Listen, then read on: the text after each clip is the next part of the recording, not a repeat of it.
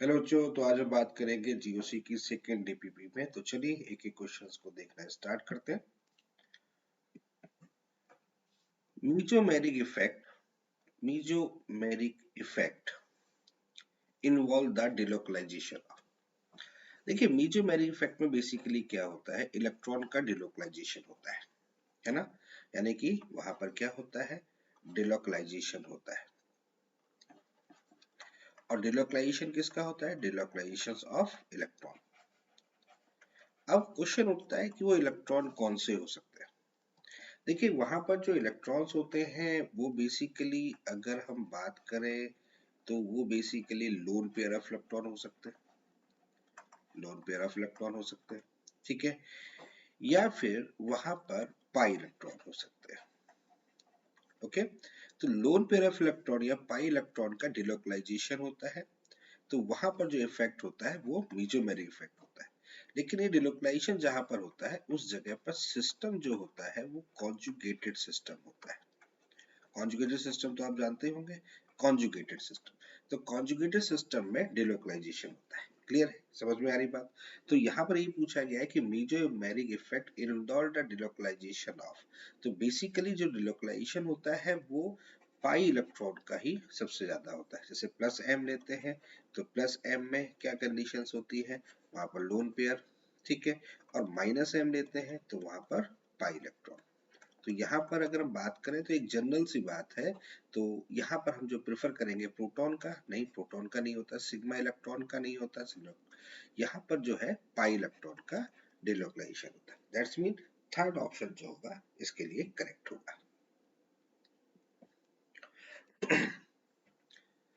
As the following group in order of decreasing minus m effect। Minus M effect जो group होते हैं वो basically क्या करते हैं, इलेक्ट्रॉन पेयर को अट्रैक्ट करते हैं। क्या करते हैं, इलेक्ट्रॉन पेयर को अट्रैक्ट करते हैं। क्लियर है। अब इसका ऑर्डर क्या होता है, अगर हम माइनस एम इफेक्ट ऑर्डर देखें तो इसका ऑर्डर बेसिकली क्या होता है।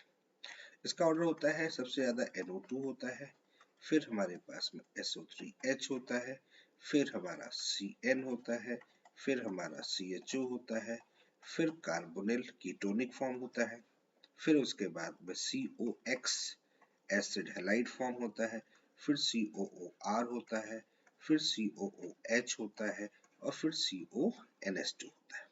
ठीक है, ये माइनस एम इफेक्ट शो करता है, यानी कि नेगेटिव मीजोमेर इफेक्ट शो करता है। तो क्वेश्चन हमारा ये पूछा गया कि माइनस एम इफेक्ट कौन सा ऑर्डर डिफाइन करेगा। तो देखिए NO2 सबसे पहले है यहाँ पर, ठीक है, ये NO2 यहाँ पर मिल गया। फिर हमारे पास COH का है हमारे पास में, देखिए ये COH यहाँ पर है। फिर CN का है, देखिए CN यहाँ पर है। फिर CHO का है यहाँ पे। इसका मतलब अगर हम ऑर्डर देखें तो सबसे पहले फर्स्ट होगा यहाँ पर, यानी इस ऑर्डर को देखो आप, फर्स्ट सबसे पहले NO2, फिर देन CN है ना, CN यहाँ पर है। देन थर्ड के बाद में फिर कौन सा, CHO पहले है, यानी कि फोर्थ, और देन फिर सेकंड। यानी कि इसका मतलब थर्ड ऑप्शन जो होगा वो माइनस एम इफेक्ट के ऑर्डर को डिफाइन कर रहा है। As the following group in order of decreasing plus m effect। Plus M effect की बात करते हैं तो प्लस एम इफेक्ट में बेसिकली क्या होता है कि लोन पेयर डोनेशन होता है। ठीक है, लोन पेयर डोनेशन मतलब कहने का मतलब यह है कि कोई भी एटम है उस पर लोन पेयर ऑफ इलेक्ट्रॉन है, तो वो डोनेट करेगा टू कॉन्जुगेट सिस्टम। किसको करेगा, कॉन्जुगेटेड सिस्टम को करेगा। तो जब ये कंडीशन किसी ग्रुप के अंदर होती है कि वो अपना lone pair of electron donate करता है to the conjugated system, that's mean वो प्लस एम इफेक्ट को शो करता है। अब प्लस एम इफेक्ट में अगर हम ऑर्डर देखें तो सबसे ज्यादा किसका होता है, O माइनस का, फिर होता है हमारे पास में NH2, फिर होता है हमारे पास में NHR, फिर होता है NR2, फिर OH, फिर OR, फिर NHCOR, फिर OCOR, फिर फ्लोरीन, फिर क्लोरीन, फिर ब्रोमीन, फिर आयोडीन, फिर NO, फिर NC। इस तरीके का ऑर्डर होता है। तो अब चलो चेक करते हैं। O माइनस देखिए सबसे पहले, ओके, फिर NH2 भी लगा हुआ है, ठीक है। फिर OH, यहाँ OH है, और फिर NHCOCH3 NHCOCH यानी NHCOR इसके बाद है। तो अब यहाँ पर अगर ऑर्डर देखें तो क्या होगा, फर्स्ट सबसे ज्यादा, फिर देन सेकेंड, फिर देन थर्ड, फिर देन फोर्थ, यानी कि फर्स्ट ऑप्शन करेक्ट है, first second third and fourth. In which of the following molecule the mesomeric effect present? Mesomeric effect के लिए हमारे पास में क्या होना चाहिए, हमारे पास में पाई इलेक्ट्रॉन डिलोकलाइजेशन होना चाहिए और साथ में क्या होना चाहिए, इन कॉन्जुगेटेड सिस्टम होना चाहिए, कॉन्जुगेटेड सिस्टम। ठीक है, तो कॉन्जुगेटेड सिस्टम यहाँ पर आप ऐसे भी कह सकते हैं, that is also called to the alternate alternate pi bond, ऐसे भी आप कह सकते हैं। तो अल्टरनेट पाई बॉन्ड में कॉन्जुगेटेड सिस्टम यहाँ पर होना चाहिए। ठीक है, क्लियर है, ये कंडीशन है। अब यहाँ पर देखिएगा, यहाँ पर क्या है, लोन पेयर है कि नहीं है, और ये देखिएगा कॉन्जुगेटेड सिस्टम है कि नहीं है, ये हमारा कॉन्जुगेटेड सिस्टम है। ठीक है, तो कॉन्जुगेटेड सिस्टम में लोन पेयर ऑफ इलेक्ट्रॉन ये डोनेट करेगा, फिर यहाँ से ये मूवमेंट होगा, फिर ये मूवमेंट होगा, फिर ये मूवमेंट होगा, यानी कि इस तरीके से कॉन्जुगेटेड सिस्टम हमारे पास में। और क्यों कॉन्जुगेट सिस्टम है, पाई बॉन्ड के कारण से। तो यानी कि यहाँ पर हमारा ये जो होगा NH2 जो है ये प्लस एम नेचर शो करेगा, इसका मतलब इसमें मेसोमेरिक इफेक्ट है।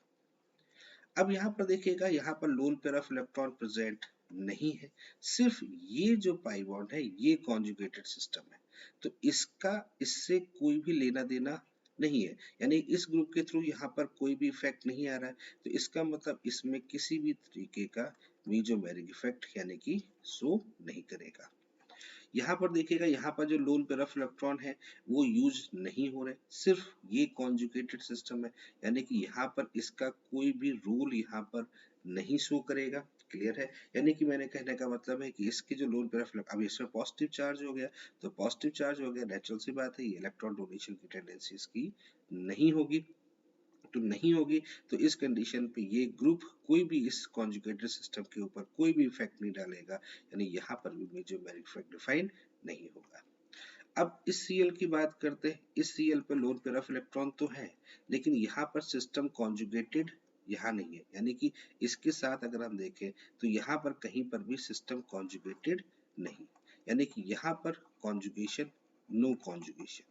हाँ, कॉन्जुगेशन है इसके बीच में, ये दोनों कॉन्जुगेटेड है, लेकिन इसका कोई भी लेना देना नहीं है, इसका मतलब इस ग्रुप के थ्रू इस पर कोई भी इफेक्ट नहीं होगा, यानी कि ये भी कंडीशन शो नहीं कर रहा है। तो बेटर ऑप्शन कौन सा होगा, फर्स्ट ऑप्शन जो होगा ये बेटर ऑप्शन होगा, जो कि मेसोमेरिक इफेक्ट को डिफाइन कर रहा है। Which of the following molecule the mesomeric effect is not with the benzene nucleus?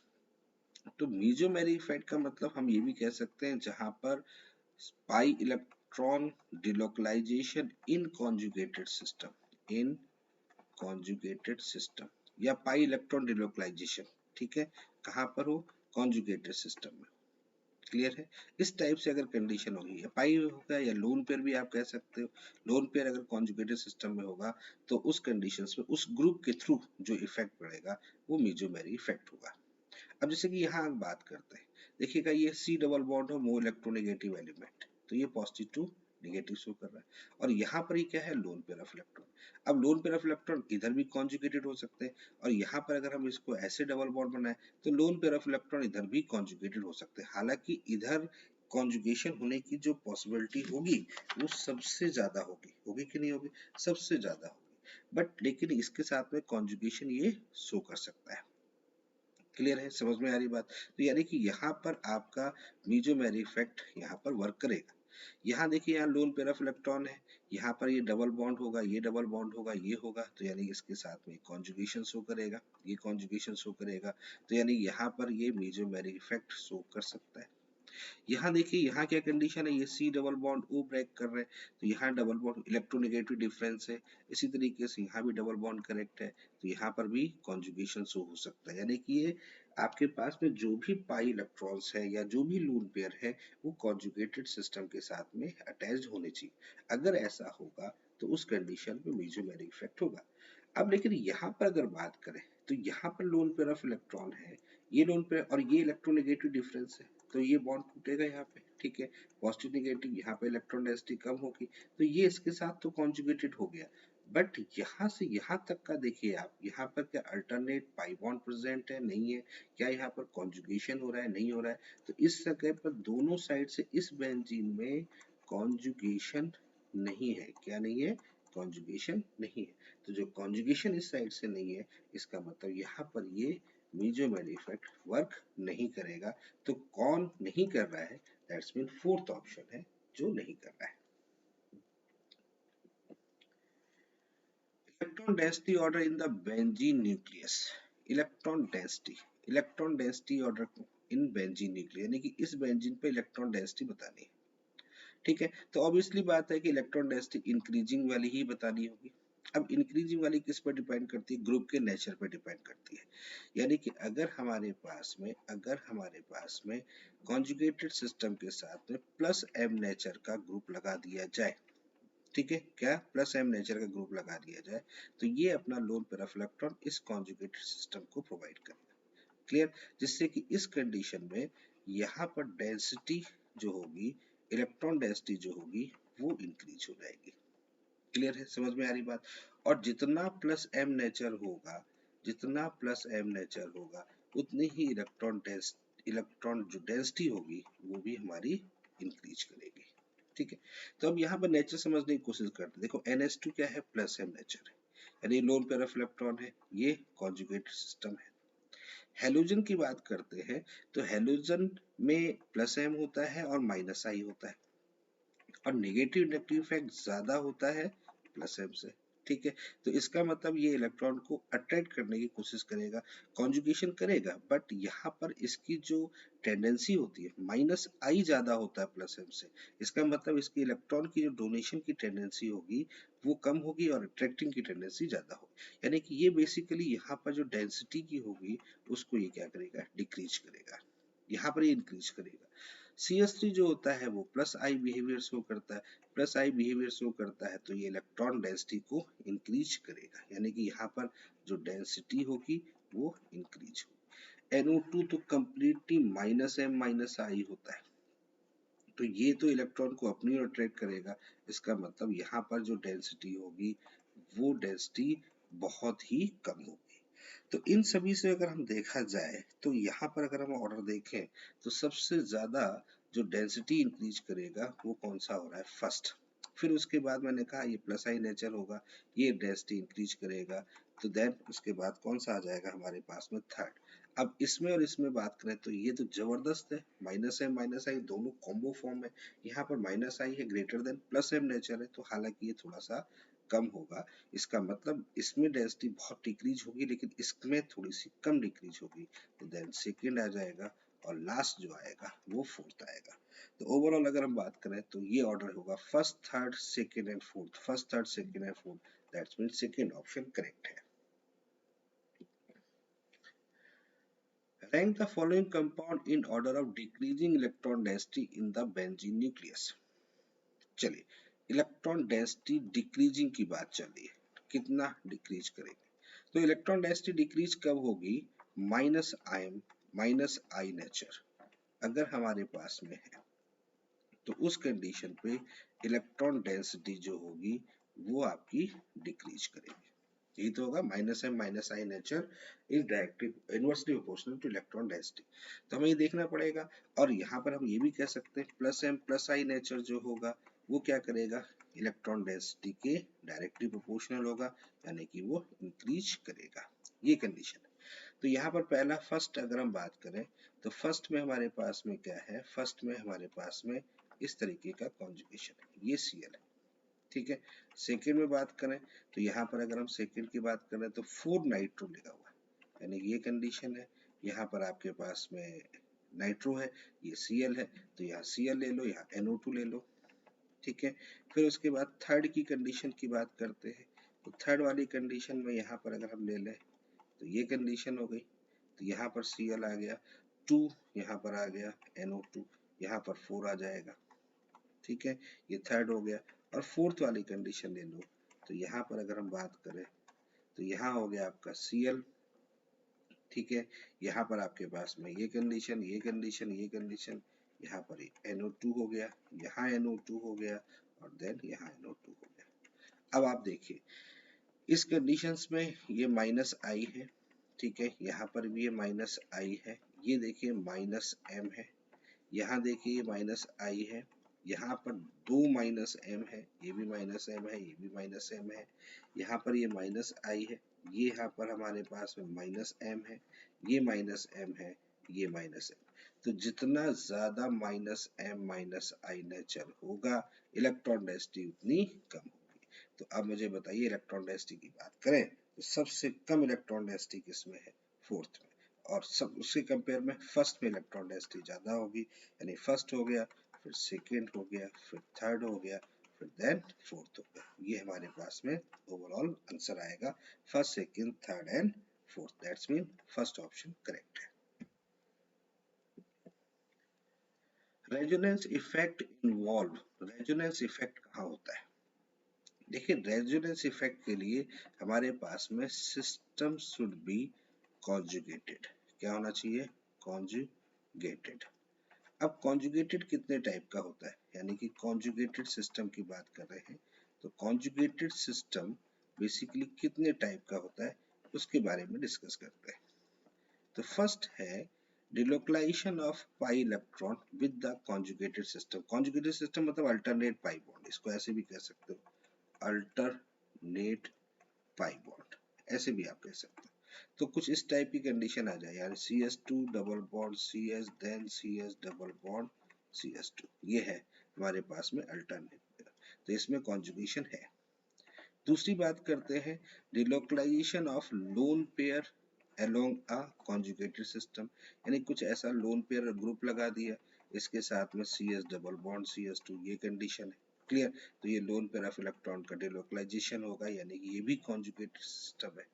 Third condition ले सकते हैं, इसके ऊपर माइनस लगा दिया है यहाँ पर, then CS double bond CS2, तो इलेक्ट्रॉन डेंसिटी ज्यादा हो गई, तो इस जगह से कॉन्जुगेशन शो करें, यानी यहाँ पर एक पाई बॉन्ड करेक्टर डेवलप हो, तो यहाँ पर भी कॉन्जुगेशन है। इसका मतलब तीनों टाइप की कॉन्जुगेशन। एक और फोर्थ टाइप का भी कॉन्जुगेशन हो सकता है, फ्री रेडिकल कॉन्जुगेशन, ये भी हो सकता है, क्लियर है। तो ये भी कॉन्जुगेशन में आएगा, क्लियर, समझ में आ रहा है। तो सभी होते हैं, तो इसका मतलब सभी जगह पर यहाँ पर रेजोनेंस प्रेजेंट है। क्या है यहाँ पर? रेजोनेंस इफेक्ट यहाँ पर है, क्लियर है। तो इसके लिए अगर बात करें तो सभी ऑप्शन सही है, यानी all are correct. Resonance structure of the molecule do not have, देखिए रेजोनेटिंग स्ट्रक्चर या रेजोनेंस स्ट्रक्चर जब भी फॉलो होता है तो उसकी कुछ प्रॉपर्टी होती है। एक सबसे पहली चीज होती है आइडेंटिकल अरेंजमेंट ऑफ एटम, ठीक है, ये पहली प्रॉपर्टी होती है, यानी कि atom does not change its position, यानी कि वो अपनी पोजीशन कभी चेंज नहीं कर सकते, वो पोजीशन एज इट इज रहेंगे, ठीक है। तो atom does not change its position, पहली कंडीशन। दूसरी बात है same number of electron, paired electrons में कोई वेरिएशन नहीं होगा। और थर्ड पॉइंट है एनर्जी नियरली सेम, हालांकि एक्चुअल तो नहीं होती बट हाँ एनर्जी जो होती है वो नियरली सेम होती है, नियरली सेम, ये कंडीशन यहाँ पर। तो देखो ये भी आपको दिख रहा है, ये भी आपको दिख रहा है, ये भी दिख रहा है। आइडेंटिकल बॉन्डिंग नहीं होती है, बॉन्डिंग में चेंज आएगा, आइडेंटिकल बॉन्डिंग यहाँ पर प्रेजेंट नहीं होती है, ठीक है। आइडेंटिकल बॉन्डिंग समझ रहे हैं ना, कि बॉन्डिंग मतलब जिस सेम टाइप की बॉन्डिंग, जैसे मान लेते हैं हम लोग ये पढ़ते हैं कि भाई बेंजीन एक ये है और इसका रेजोनेटिंग स्ट्रक्चर अगर बनाते हैं, सेकंड रेजोनेटिंग स्ट्रक्चर बनाते हैं, तो ये कंडीशन है। तो आइडेंटिकल बॉन्डिंग नहीं है यहाँ पे, क्लियर है। तो ये कंडीशन यहाँ पर है, तो ये आप देख सकते हैं यहाँ पर आइडेंटिकल बॉन्डिंग नहीं है, तो आइडेंटिकल बॉन्डिंग नहीं होती है। ये देखो चेंज है यहाँ पर, है ना, और ये रेजोनेटिंग स्ट्रक्चर है, तो इसका मतलब पूछा डू नॉट हैव दैट में identical bonding. In which of the following delocalization of pi electron is possible? तो pi इलेक्ट्रॉन पॉसिबल वहां पर होगा जहां पर कॉन्जुगेटेड सिस्टम होगा, ठीक है, क्या होगा, कॉन्जुगेटेड सिस्टम होगा, वहां पर पाई इलेक्ट्रॉन जो होगा वो पॉसिबल। अब यहाँ पर देखिएगा, यहाँ डबल बॉन्ड लगा हुआ है, ये डबल बॉन्ड है, यहाँ पर तो पाई बॉन्ड कॉन्जुगेशन है, बट यहाँ सिग्मा है, यहाँ सिग्मा है, इसका मतलब कॉन्जुगेशन नहीं है। कॉन्जुगेशन बेसिकली होता है कैसे, कॉन्जुगेशन ऐसा होना चाहिए, ये कंडीशन यहाँ पर होनी चाहिए, यानी कि यहाँ पर पाई सिग्मा पाई, ये कॉन्जुगेशन, क्लियर है, अल्टरनेट कंडीशन होनी चाहिए। तो यहाँ पर कॉन्जुगेशन नहीं है। यहाँ देखो, यहाँ पर अगर है पाई, पाई है यहाँ पर, यहाँ सिग्मा है, यहाँ पाई है, यानी यहाँ पर कॉन्जुगेशन है। यहाँ बात करें, यहाँ तो कुछ पॉसिबल ही नहीं है, बॉन्ड ही नहीं है, यहाँ पर पाई इलेक्ट्रॉन ही प्रेजेंट नहीं है, तो पाई इलेक्ट्रॉन प्रेजेंट नहीं है, तो कोई पॉसिबिलिटी नहीं है। यहाँ पर है पाई है, फिर सिग्मा है, फिर सिग्मा है, फिर पाई है, इसका मतलब यहाँ पर भी कॉन्जुगेशन नहीं है। तो करेक्ट ऑप्शन हमारा कौन सा होगा, सेकेंड ऑप्शन करेक्ट होगा। Which of the following compounds show resonance? Resonance show कहाँ पर करेंगे, जहां पर हमारे पास में conjugated system present हो, ठीक है, conjugated system। अब conjugated system का मतलब क्या कह सकते हैं, conjugated system है, यहाँ पर आप कह सकते हैं alternate pi bond होना चाहिए, ठीक है, या तो ये होना चाहिए, या हमारे पास में lone pair pi bond conjugation होना चाहिए, ठीक है, या फिर हमारे पास में positive charge pi bond conjugation होना चाहिए, इस टाइप की कॉन्जुगेशन। अब यहाँ पर देखो, आपके पास में पाई बॉन्ड है, यहाँ सिग्मा है, यहाँ सिग्मा है, यहाँ पाई है, कॉन्जुगेशन है नहीं है, यहाँ पर कॉन्जुगेशन नहीं है, ठीक है। यहाँ देखो, ये बाई बॉन्ड लगा है, ये देखो Cl है, और ये यहाँ दूर से लगा है, क्या कॉन्जुगेशन है, नहीं है। यहाँ देखो, ये लोन पेयर ऑफ इलेक्ट्रॉन है, क्या इसके साथ में कॉन्जुगेशन शो कर रहा है, नहीं कर रहा है, ये भी कॉन्जुगेशन नहीं है, ठीक है। यहाँ देखो, यहाँ वाली कंडीशन में ये बॉन्ड ब्रेक हुआ, पॉजिटिव नेगेटिव, यहाँ पर कॉन्जुगेशन है, यहाँ कॉन्जुगेशन है, इसका मतलब इस जगह पर यहाँ पर रेजोनेंस है, क्लियर है। तो ये फोर्थ ऑप्शन हमारा करेक्ट होगा। Which of the following pair are resonating structure? Resonating structures वही शो करते हैं, देखो रेजोनेटिंग स्ट्रक्चर्स में position of atom, position of atom does not change, not change, ये होगी, ठीक है। दूसरी बात है टोटल इलेक्ट्रॉन्स जो होंगे वो सेम होंगे, यही होता है, ठीक है। और सीधी सी बात है, उस कंडीशंस में कॉन्जुगेशन सिस्टम होना चाहिए, कॉन्जुगेटेड सिस्टम, ठीक है, प्रेजेंट होना चाहिए, ये सारी चीजें यहाँ पर होती है। तो अब जैसे यहाँ पर एक बात कर रहे हैं, फर्स्ट को देख रहे हैं, यहाँ देखो नाइट्रोजन के साथ ऑक्सीजन लगा हुआ है, यहाँ नाइट्रोजन के साथ ऑक्सीजन, यहाँ देखो ग्रुप ही चेंज हो गया, तो पोजीशन चेंज हो गई, यानी कि पोजीशन जो है वो चेंज है, तो पोजीशन चेंज हो गई, इसका मतलब इस कंडीशन में ये रेजोनेटिंग स्ट्रक्चर्स नहीं है। यहाँ देखो, यहाँ डबल बॉन्ड लगा, यहाँ देखो H अपनी पोजीशन चेंज कर दी, यहाँ पर भी पोजीशन चेंज हो गई, पोजीशन चेंज, किसी भी एटम की पोजीशन चेंज नहीं होनी चाहिए, तो इसका मतलब ये भी नहीं है।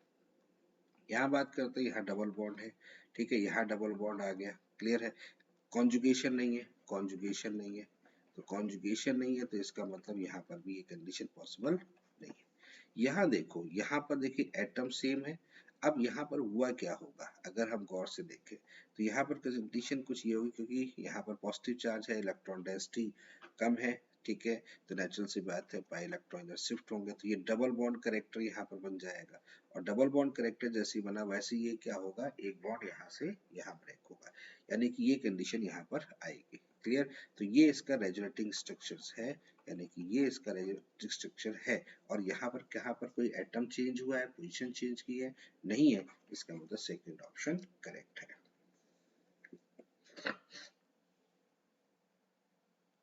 Stability of CS2 then CS double bond CS2 can be explained by, देखिए CS2 double bond CH double bond CS2, यानी कि ये कौन सा है, basically that is the L carbocation, L carbocation है, क्लियर है। अब यहाँ पर क्या हो गया, positive charge pi bond conjugation है, positive charge pi bond conjugation. ठीक है, तो यहाँ पर कॉन्जुगेशन कैसे होगा, इस टाइप से होगा।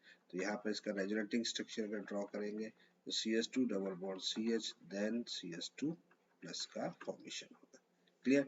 तो ये कब हुआ है, ये हमारा हुआ है किसके कारण से हुआ है, दैट्स मीन रेजोनेंस के कारण से हुआ है। किसके कारण से हुआ है, रेजोनेंस के कारण से हुआ है, यानी कि इसका मतलब यहाँ पर जो फैक्टर यूज होगा that is equal to resonance. ठीक है, क्लियर है। How many equal stable resonating structure are possible for the tropylium cation? How many equal stable यानी कि how many resonating structures की बात कर रहे हैं। ठीक है, तो कितने रेजोनेटिंग स्ट्रक्चर ट्रोपोलियम में फॉर्मेशन होंगे ये डिस्कस करते हैं। तो चलिए बनाना स्टार्ट करते हैं। इसको बनाते हैं अपन। ठीक है, ये बनाया अपन ने।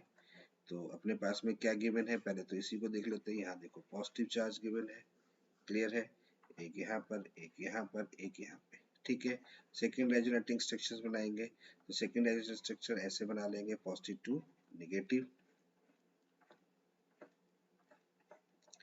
ये कंडीशन आ जाएगी।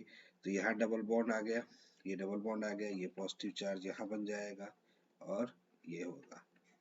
नेक्स्ट, ये कंडीशन यहाँ पर पॉजिटिव चार्ज आ गया। ठीक है, ये बॉन्ड ब्रेक हो गया, पॉजिटिव टू नेगेटिव, यहाँ डबल बॉन्ड हो गया, यहाँ पॉजिटिव चार्ज हो गया, ये हमारे पास में रहा, ये थर्ड। उसके बाद नेक्स्ट फिर से वही कंडीशन।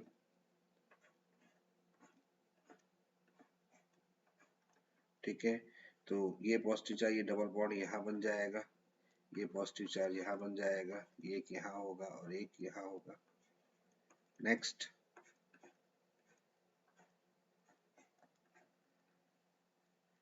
अब कौन सी कंडीशन लेके आएंगे, ये लेके आएंगे। ठीक है, पॉजिटिव टू नेगेटिव ये होगा, तो डबल बॉन्ड यहाँ बन जाएगा, यहाँ पॉजिटिव चार्ज होगा, ये होगा, ये होगा।